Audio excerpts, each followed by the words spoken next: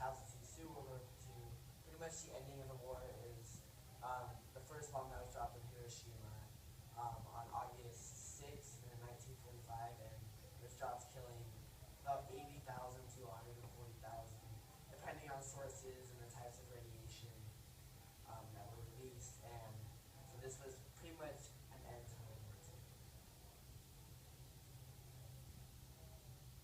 Some of the knowledge things that go along with this historical event are the amount of casualties, such as 80,000 people killed directly as the blast happened, and also how 90,000 to 140,000 people years afterwards based on radiation poisoning from the bomb.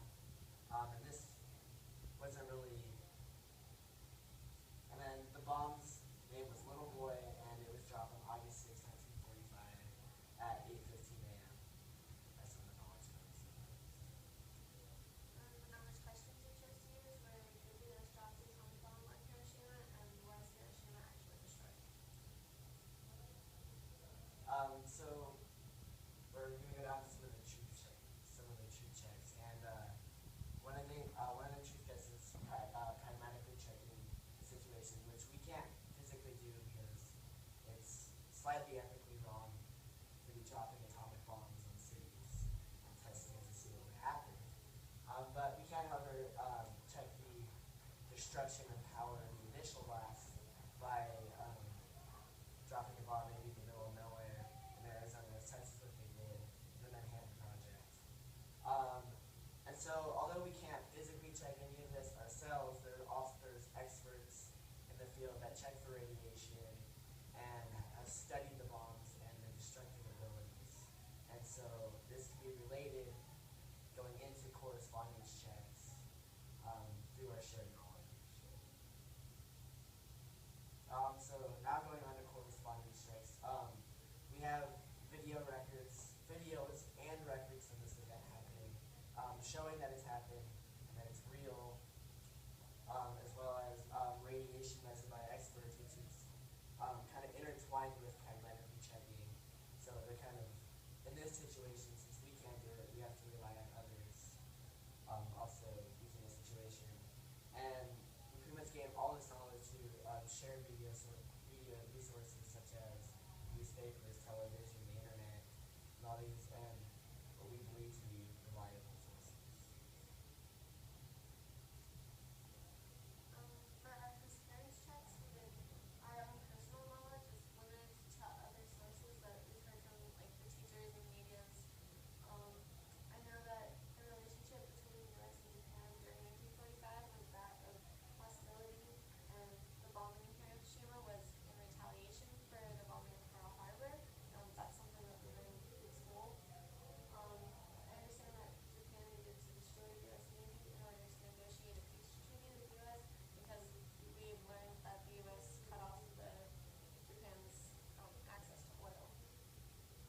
So we've also learned through all these three truth checks that you can't really solely focus on one aspect of the truth check by pragmatically checking it.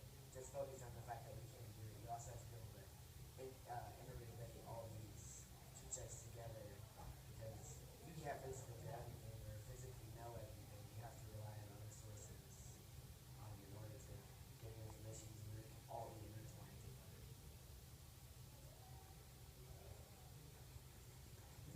Okay, so did the U.S. actually drop the bomb on Hiroshima?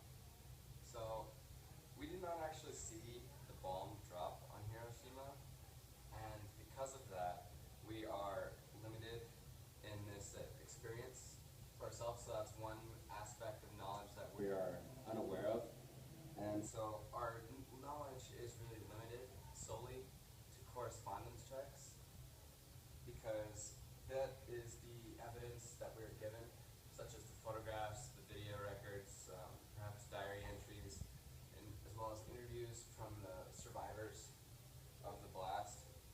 And so what happens is that the trustworthiness of these resources must be evaluated based upon what we believe to be reliable in our society. And so, for example, we associate knowledge with academic achievement. So a history professor at the University of Denver who majored in World War II would be more reliable than a high school student who's just beginning to study that. But even though he majored in World War II history, it doesn't mean that everything he says is going to be complete truth. It's more so that he's subject to bias just like everybody else. That's what we have to do, is it's up to us to compile the evidence together, and we make things more certain by combining multiple sources of evidence, and when we get to the same results, that is when we can deem a source reliable.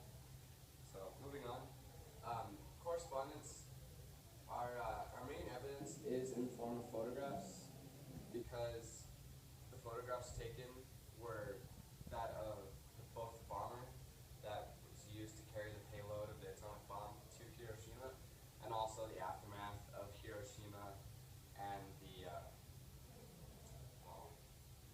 atomic bomb blast. So pragmatically though, we are limited by our resources and our environment because we don't have access to an atomic bomb. And in addition to that, there are ethical, moral, and environmental concerns with dropping an atomic bomb on a city. So what we had to do instead was drop a bomb in a desert. And so when we tested the bomb in a desert, yes, we learned how powerful the blast is, but a city is not a desert, and so the actual devastation that it would cause the city is completely different. So here are some pictures of the before and after of Hiroshima. Here is before, and then here's after the blast. Ground zero would be where the actual nuke went off.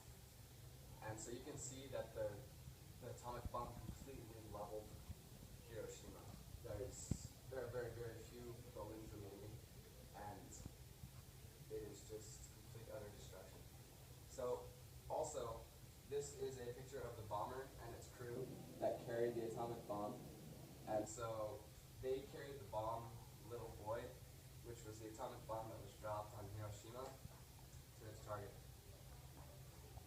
So these pictures show evidence that can answer the knowledge questions, because this would show that yes, Hiroshima was actually destroyed, and this shows that yes, the U.S. did in fact bomb Hiroshima. And then a connection to real life situations. These questions can be connected to the bombing of Nagasaki, which happened 3 days after the bombing of Hiroshima, that had similar devastation and similar casualties. And they also, the radiation effects in Japan can be seen equally from these two events. They can also be linked to the napalm bombings in Tokyo, which was also in Japan, obviously, and killed like similar casualty levels, but actually likely more, because the range is from 100,000 to 150,000 civilians in Tokyo just on March 1910 in 1945.